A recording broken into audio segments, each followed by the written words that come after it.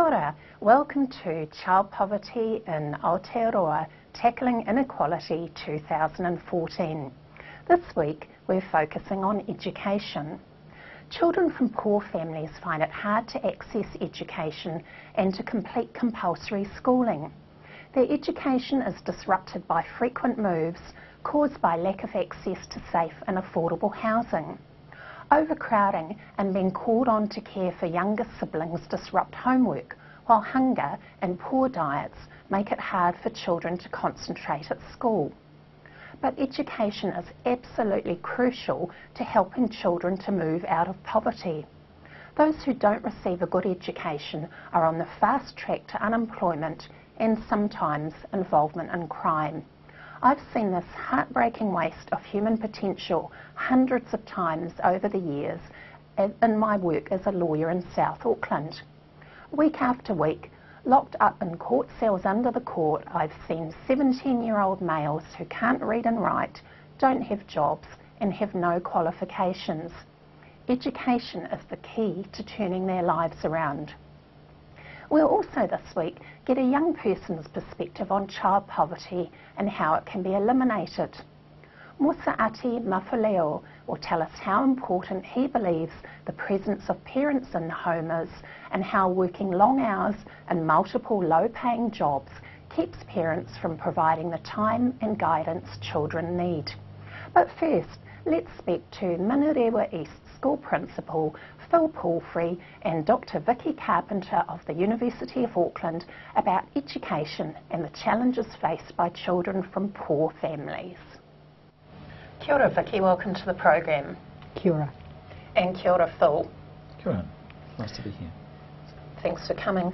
What factors disadvantage children from poor families in obtaining compulsory education?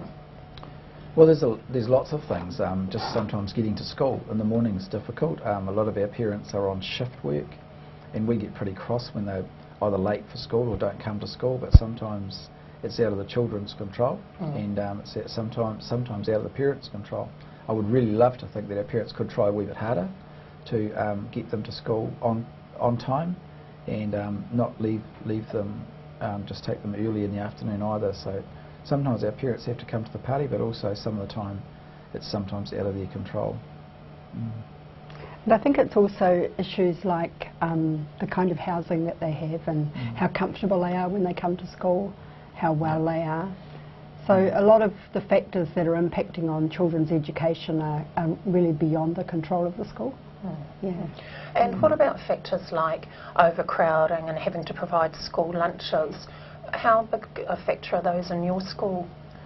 Well, we provide lunches, and we've just got a new charity on board called Feed the Need, who have had Goodman Fielder who have backed that charity, and during the next term, the coldest term, we're getting hot soup, things like that. So that's going to be great, So if children are hungry, they just tell us and we get them food, because it's always been my belief that's you get the argument where people say, well, it's the parents' responsibility to feed the children, but at the end of the day we're there and the kids are hungry, and I challenge any adult and say, well, how can you go for 3 or 4 hours without eating? And I know I can't. No. I'm hungry by morning tea. And these kids, a lot of people don't realise how much energy goes into a child's effort to be educated through the day, and to go without food for that long is shocking. So if children only have to indicate slightly that there's no food, and we'll give them food. And I think there's a move towards hub schools, isn't there, which would be inclusive of food in schools. I think it's kind of a shame that so much philanthropy is involved with poor kids, with kids in poverty, because I always think that if people can give, they can take away. Oh, then that's happened, and some charities have done that. Some of the bigger companies have decided not to. And I belong to the New Zealand Principal Federation, and our belief has been for some time with Child Poverty in Action that it should be tax paid, paid out of taxes. So, and my belief is that it just could start at decile 1. And just start there and see what happens with these children. we're decile too, and I've always thought, well, the decile 1 kids actually need that more than us, but it should be for everybody in the school, and that takes away the stigma of kids, because I know some of our kids, I saw last year, there were about 7 little darling Māori kids in the morning, and one of them was eating a lolly, and I said, why are you eating that lolly? And she said, oh, it's nice. And I said, yeah, have you had breakfast this morning? No. And I asked all 7 of them, and none of them had breakfast. But none of them would go to the breakfast club either. So I didn't have time to investigate it, but I suspect it's because sometimes they may be told not to ask because, you know, their parents are embarrassed or whatever, and also because they just, and sometimes some kids don't eat first thing in the morning, but that means they'd probably go for a long time without it. So yeah, I think it has to be like a lot of other countries where the food is just, it's as of right for every child, so there's no stigma attached and everyone gets fed and they can sit together, and there's a whole lot of social interaction about children sitting together and eating, which would be really lovely too. So I think there's only a bit good about that. What about the impact of transients? I was just going to talk about that. Yeah. I think the recent report which Donna Wind researched and wrote brought up some very important things about transients, and so we have some kids attending, especially low decile schools, that have attended 2, 3, 4, 5 schools in 1 year, and I was a teacher once, and in primary schools, and I remember teaching kids that came and went, and it really disadvantaged their education. And at the same time, schools are now pressured by national standards, by the state, and everybody's scores and achievement affects the school's national standards. So there's a real tension. What are the specific things that we need to do to improve the chances of children from poorer families obtaining a good education? Well, this report talked a lot about the fact that it has to be laid not just at education's door but at housing, and that with rents and things like that, there has to be something done to make children's lives much easier, so that they can take advantage of the same education system as everyone else. But there are other things that people can do, and you know, one of the most important things for me as an educator, as a principal, is that one thing that's free is the ability to speak and talk. And one thing I'd love to encourage, and I'd love to do if I changed my career, I'd love to talk to people and parents about just how to talk to their children, and that's free. And but I understand also some people are so tired at the end of the day, if they're doing double shifts and all that sort of stuff and just trying to get food in front of their mouths. But I know I've got grandchildren now, and I know how absolutely vital it is that there's a significant adult who talks to the children. My grandson's 3, and we'll go to the park where there's a ball and there's everything to play with. He'll say, he calls me Sil, can you sit down? And I say, okay, sure, why? You want to kick the ball? No, I just want to talk. And he's 3. And that's what a lot of kids don't have. They don't have somebody just to talk to. And it's the best way to develop them. It's the best way to build their imagination. And that's what our children need. They don't need knowledge. Everybody goes, oh, they need knowledge. They actually don't. They need to build their imagination. And then Einstein says that's much greater than knowledge, and it's true. But there's, you know, society as a whole has to become more child-centred. And, you know, when housing, a person applies for a house, they should say, well, where's the child happy? Well, are they happy at that school? Yes, they are. Then get the house to fit the child. We have to have inclusive schools require us to be cognitive of what's best for the child. Well, so should people like house. If our whole society just needs to understand the idea of child-centeredness, and our whole society would benefit. But we don't. We say it's somebody else is more important than the children, and there's no one more important than the children. The other thing, Phil, I think, since Tomorrow's School, since 1989, there's been far more emphasis on competition in between schools. And far more ability of local communities to contribute to their schools. I think this area is a really good example of how a school can change. So we have quite an inequitable system in education now, where kids from wealthy areas, their parents and families can put a lot of money into schools. Parents in poor communities in whānau, they're unable to do that. And so the gap between, it's like what Wilkinson and Pickett have been talking about, the gap between the wealthier schools and the poorer schools, all in the state system, is getting wider and wider. Just like in wider society, the gap between the rich and the poor is getting wider and wider. So with poor kids, you know, school, kids in poverty, school is the most, is incredibly important. That's right. Because, as Phil said, their conversations sometimes aren't happening at home for reasons beyond the parents' control. So my feeling is that our schools which serve poorer communities have to be absolutely superb. They have to feed the kids, they have to have all the latest IT. That's right. Shouldn't need philanthropy to buy kids laptops. You know, those things just shouldn't happen in an ideal world. I went to Finland a few years ago, and I think it's changed since, but at that time I saw a kind of ideal education system where everybody was fed at lunchtime, including the teachers, all of the children, no stigma. All of the art equipment was supplied, all of the musical instruments, and everyone could learn an instrument. But the reason for that is that everybody recognises that education is a huge priority, so the teachers are paid extremely well, and they all have to have masters before they begin. So they just put the status of teaching and then of learning at a much higher level than we all do. So and they pay much higher taxes, much higher taxes than we do here. So something has to give, and you have to as a society say what's our priority. And at the moment, in my humble opinion, I don't think we pay enough attention to children, especially poor children. And I agree with what you said 100%. That you know, I remember going to my school 15 years ago, and we had two manky old computers, and I said at the time, I said, I don't care if there's Māori kids here, excuse me, but these kids will have the best. We're not buying crappy old, we're not getting terrible old computers, we're going to buy the best. So we have Apple computers, we never buy anything second hand, it always has to be the best, so that our Māori kids grow up in a world of having the best at school. And I love it. That's something that's a huge... We're right out of time. It sounds a good note to end on. Thanks, Phil, and thank you, Vicky. Thank you. Kia ora.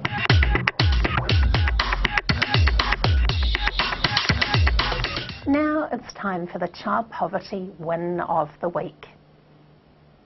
Documentary maker and creator of the Mind the Gap program, Brian Bruce, is calling on New Zealanders to vote strategically in this year's election to end child poverty and make Aotearoa once again a great place to bring up kids. Mr Bruce has organised a small army of volunteer reporters throughout the country to put 10 social policy questions to every candidate. The questions cover issues such as whether candidates support warrants of fitness for all rental properties, free medical care for everyone under 18, and introducing free healthy meals to schools within 5 years. The results of the survey will be published on the website www.brianbruce.co.nz. Make sure your vote counts on behalf of children when you vote on 20 September. Now, let's talk to Mosa'ati Mafile'o about what he believes needs to be done to address child poverty. Mosa's parents are up every weekday morning at 5 a.m. to get ready for their full-time jobs and get their children to the education they believe will secure the children's future. Almost 60% of the family's income goes on housing, food and transport to school and work, but Mosa's parents dream their hard work will give their children a better life. Malo elele, Mosa. Malo taulava. How big a problem is child poverty in New Zealand? Well, child poverty is a very big problem here in New Zealand, especially with the child poverty monitor statistics that were given in 2013, when it suggested that that 3 out of every 5 children in New Zealand is living in poverty, and according to the same statistics, there was 285,000 young children are currently living in poverty, and 180,000 young children are going out with the things they really need in life. And so child poverty is a very big problem. If the statistics are telling the truth, then it is a very big problem here in New Zealand. And what impacts of child poverty have you seen? Being Polynesian and being a Pacifica, I've seen many walks or journeys that have really been affected by child poverty. I've seen families turning to crowded homes as a solution of child poverty. I've seen young people going without the necessary resources that they need, and that's a effect of poverty. What do you think needs to be done to eradicate child poverty in Aotearoa? Well, I think first and foremost, us Pacifica, we've come to this nation in search of opportunity. And I think that's the biggest factor is opportunities need to be given to not only Pacifica but to people who are living in poverty.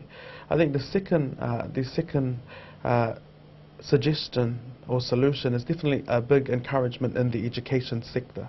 The education system currently is not made for everybody, or it's just targeted to that one specific people, and creating a lot of tertiary or a lot of training facilities for our young people isn't a great solution. It's just giving them that qualification and it's just a tick box.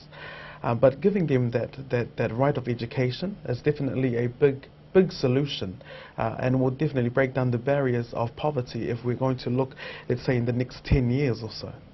How do you think that needs to be done to give more educational opportunities? Well, I like the suggestion of a free education. And Internet party. yes, the internet party and the free education. I don't know the ways around it, but I do know that if a child is given that right to education or a right to a free education, then the opportunities in itself will start arising. One will feel encouraged. One will then understand, hey, look, education is for me, and I would then, give my input and fully participate because education is free. And do you think that Pacifica and Māori children are disadvantaged almost from the start because it's harder for them to access early childhood education, and so they sometimes, have almost fallen behind before they've started? Totally. Totally. Growing up, I myself didn't attend ECE, but I was fully encouraged at a very young age. Of reading books and studying at home at a very young age with mum, but totally that's the case of many Pacific Islander families. They then tend to backslide, going into the education system because they haven't attended an ECE, and the child is then falling behind in their reading age and in their writing age, and that's and so I think. More money should be driven into the education system, but especially to encourage our Pacifica families and Māori families that if we're willing to educate fully our children, we must start at day one. And so you think there need to be more resources, and how important is it that early childhood and other education is also culturally appropriate? Yes, education from a very young age is very important, because that's when the mind is already developing, or starting to develop, starting to show interest in the many things that the world has to offer. And if one is sitting behind a TV at home, watching SpongeBob SquarePants, the only thing they'll be interested in is SpongeBob's house. What initiatives are happening in the Tongan community? Well, there have been very good initiatives in the Tongan community, but there have been bad initiatives as well. So in the Tongan community, majority of the families are taking into initiative the whole concept of crowded homes, where one family will have a home, and then they'll move in another extra 2 families, and that would then bring in 4 to 6 people with incomes living in that house. And so that's a very bad initiative that the Tongan community is actually picking up now. And when I mean bad, I'm meaning they're actually moving into the garages and turning that into a home. The other good initiatives that have been that that have been brought out by the Pacific by the not only the Tongan families but the Pacific families. So they've created little departments within their churches, in which they've actually gone out there and outreach to the people, breaking down that barrier. If you're homeless, we'll take the less away from home and give you that home, or we'll feed you. And that's actually come out of Tongan churches and Pacifica churches, and Pacific pastors and leaders are actually taking their charge. If we look back at the Seventh-day Adventist Church, to my knowledge, they have a department called the Dorcas Department, where our Pacifica families are weekly are giving in canned food, blankets, and weekly they're distributing it out to all the families. And so that in itself not only identifies that there is poverty in New Zealand, but identifies that they're actually standing and creating these initiatives, willing to make that change. What's the impact of very low wage and benefit levels on families and children? Well, I can talk about so many impacts growing up in a very low income family. But I'll only pinpoint out the greatest impact, and that is the lack of resources for that individual family. When I mean resources, there is no computer for research, there is no books, and there is no parents. And when I say there is no parents, the parents are probably out 12 hours a day to 14 hours a day, and they're not there at home giving that encouraging and that love atmosphere is completely not around them. And that is very a disadvantage to many families, because we then, with our children and our young people not being surrounded by that loving atmosphere, there's only one word that ever comes to mind, and they're going to be living a life of crime, a life of crime. And so that is in itself a great impact that is caused by poverty. Yeah, I was a duty lawyer for 11 years, and I've seen particularly 17-year-old young males down in the cells at court. Can't read and write, don't have a job, parents are working really long hours. Very sad. How do you turn that around? I think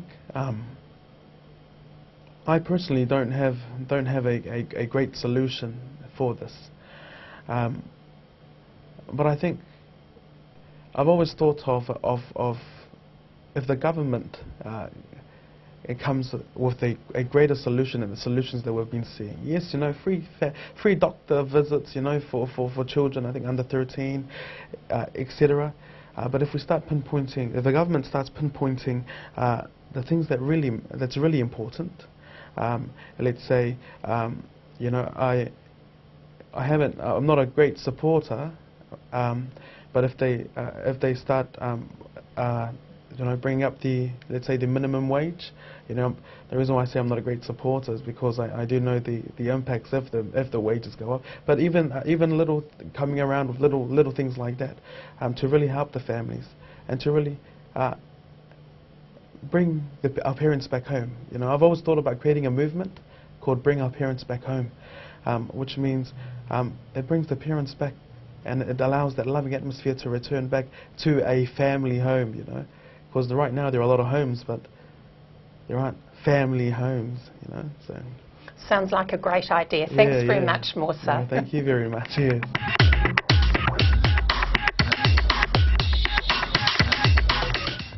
Now it's time for News of the Week. The Australian government expects more than 500,000 young unemployed people will be forced into poverty by its new Earn or Learn policy. The policy will cut dole payments to under 30-year-olds for 6 months. Coupled with waiting periods and exemptions, this could force many young people to live without incomes for close to 12 months before they qualify for New Start allowances of $274 a week.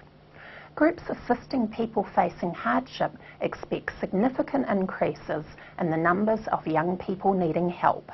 3 American economists have published research showing that increased school spending nationwide on children from poor families produce dramatic, lifelong results.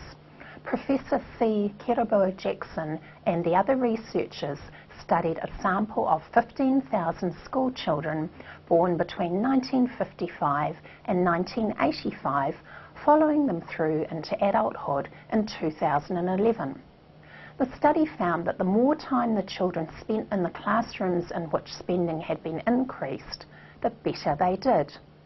The research revealed that a 20% increase in per pupil spending each year for all 12 years of public school for children from poor families led to 0.9 more completed years of education, 25% higher earnings, and a 20% reduction in the annual incidence of adult poverty. Mana Party leader Hone Harawira's Education, Breakfast and Lunch Programs in Schools Amendment Bill was given its first reading in Parliament on 29 May. The bill has been costed to allow for a coordinator in each school to oversee the provision of breakfast and lunch in all decile 1 to 2 schools, feeding more than 100,000 children in Aotearoa's poorest communities and using existing programs such as Kids Can and Kickstart, or working through other local initiatives. Debate on the bill was interrupted when the House rose for a 2-week recess.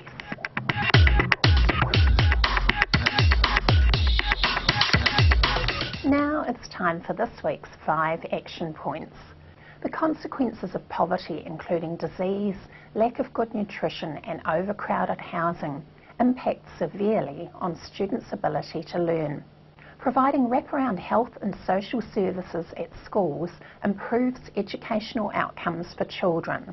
State schools should be adequately funded so they do not have to fundraise and levy fees to provide high-quality education.